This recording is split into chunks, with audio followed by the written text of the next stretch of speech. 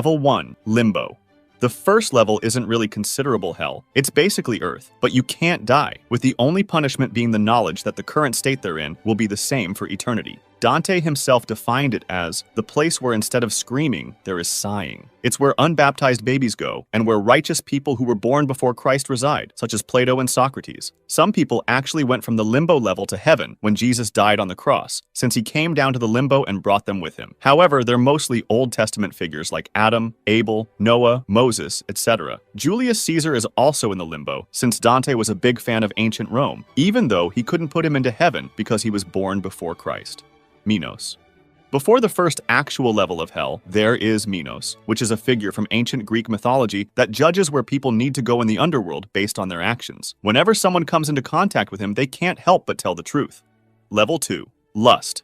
This is where people who've committed sexual sins go, and it's the most used temptation by the devils to bring people into hell. Here we can find great winds, strong like a hurricane, with people who get pushed back and forth constantly without the opportunity of getting some rest. In Dante's Divine Comedy, there is a principle called contrapasso, which means that the punishments of souls need to be done by a process either resembling or contrasting with the sin itself. For this exact reason, people who lived blown about by the passions of love now have to be blown about by actual winds. Some famous figures are found in this layer, such as Dido, Paris, and Cleopatra, who isn't in hell just because she was lustful, but also because she was an enemy of Rome. Level 3. Gluttony.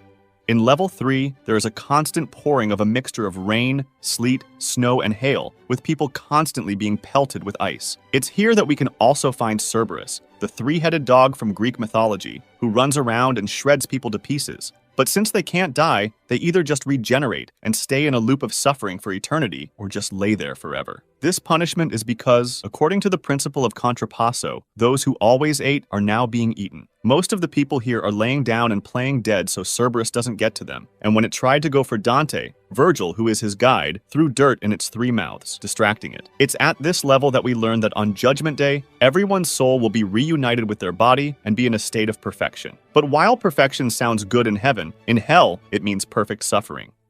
Level 4. Greed.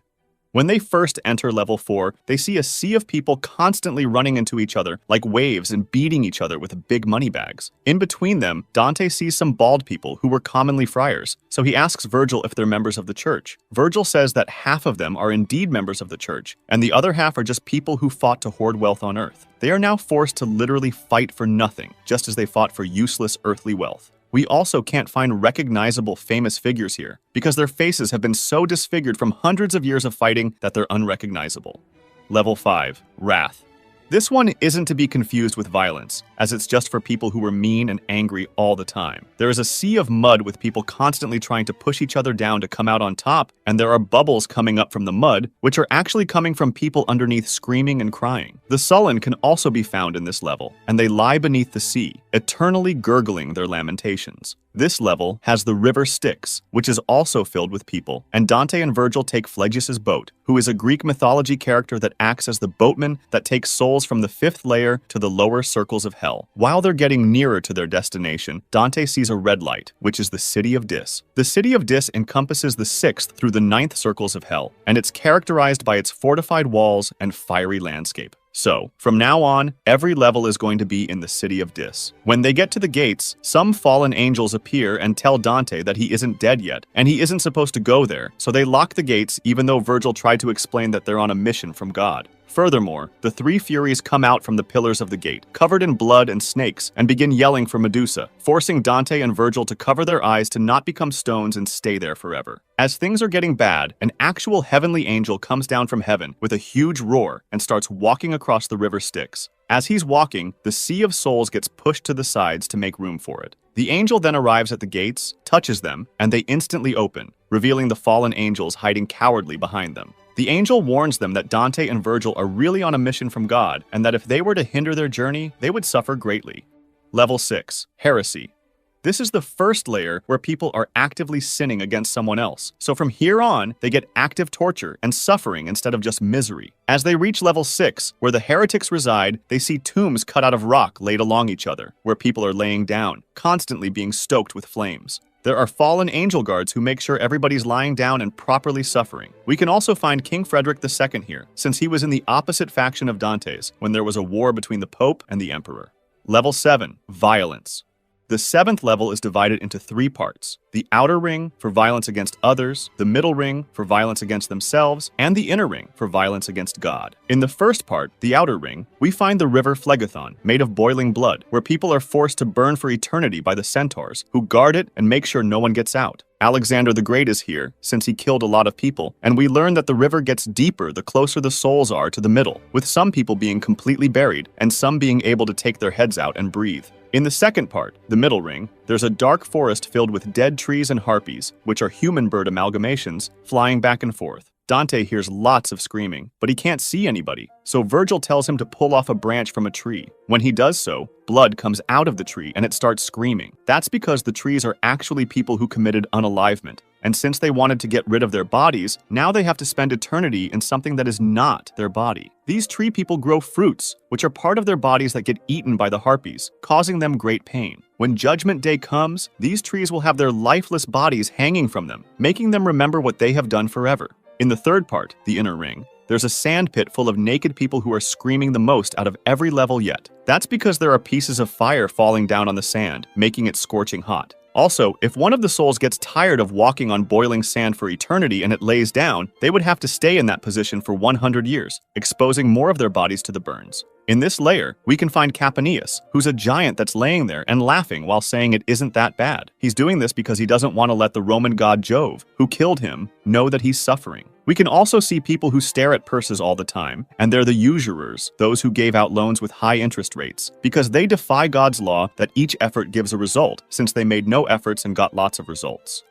Level 8. Fraud. Level 8 is divided into 10 trenches called Bolgias, where people who made different kinds of frauds are. The first Bolgia is for those who betrayed love. For example, we can find a guy who sold his sister to a lustful man. They are forced to run from one end of the trench to the other, as devils whip them if they go too slow. The second Bolgia is for the deceptive speakers, those who lied to get what they wanted, and it consists of a giant pitfall of poop. The idea is that those who behest now are full of BS, always fighting and trying to push each other down. In the third Bolgia, we can find the simoniacs, those who sold sacred goods, like holy sacraments or passes to get one's familiars out of purgatory for cash. Dante put them in here because, back then, it was a huge problem in the church, with leaders selling pardons. The ground and bottom of the Bolgia are on fire, and there are random hot coals that shoot up with flames. The only way to avoid them is to get into holes in the ground, but since they only cover the top part of the body, the feet stay up and get burned. Here we can find Pope Nicholas III, who Dante thought started the trend of getting paid for pardons.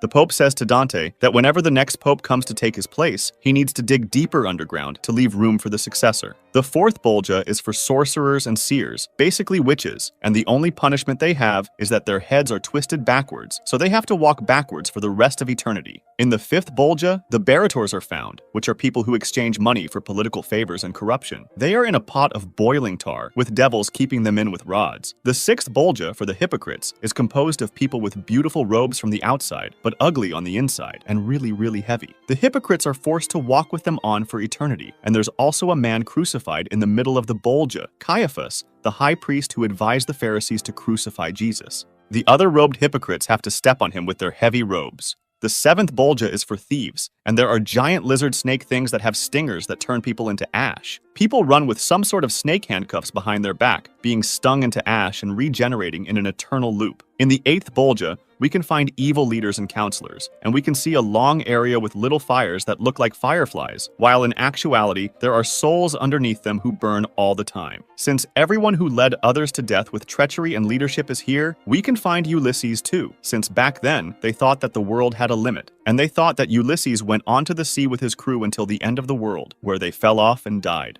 In the ninth Bolgia, we can find the Sowers of Discord, and there's a sea of carnage that looks like it's from every war in history, with every imaginable part of the body ripped to shreds. It's for people who purposefully caused trouble, and there are demons picking people up, ripping them to shreds, and throwing them into that sea, where they lay alive forever, feeling the other body parts being thrown onto them. For some reason, Dante also put Prophet Muhammad from Islam here too.